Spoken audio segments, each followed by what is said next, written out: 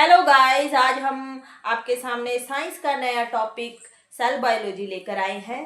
ठीक है, तो आज हम सेल के बारे में पढ़े हैं। बहुत इंपॉर्टेंट टॉपिक है, इसमें मैक्सिमम क्वेश्चन एग्जाम में रहते हैं, तो इसके बारे में जानना सबके लिए बहुत ही जरूरी है। तो हमारा टॉपिक है सेल बायोलॉजी। तो सेल क्या होता है? Cell is the basic unit of life. जैसे हमारी बॉडी को बनाने के लिए सेल की बहुत ज़्यादा इम्पोर्टेंस होती है।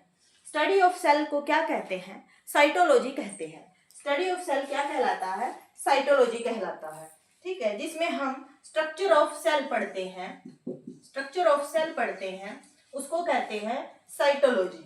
और जिसमें हम कंप्लीट सेल के बारे में पढ़ते हैं वो कहलाता है सेल बायोलॉजी।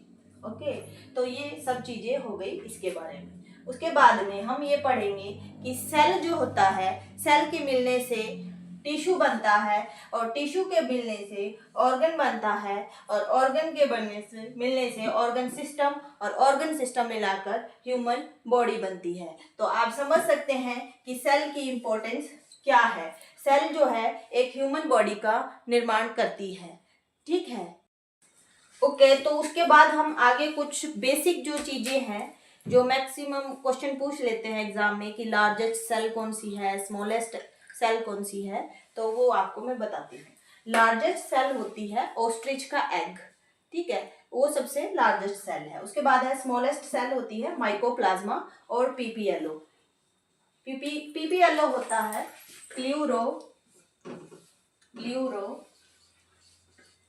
निमोनिया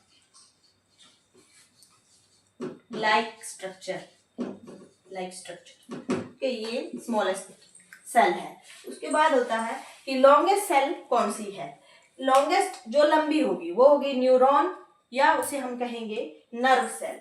उसके बाद है लॉन्गेस्ट सेल। ओके, तो लॉन्गेस्ट सेल है न्यूरॉन या नर्व सेल भी बोलते हैं उसे। लॉन्गेस्ट के बाद हम पढ़ेंगे कि लार्जेस्ट सेल कौन सी है ह्यूमन बॉडी की, तो वो है एग या ओवम।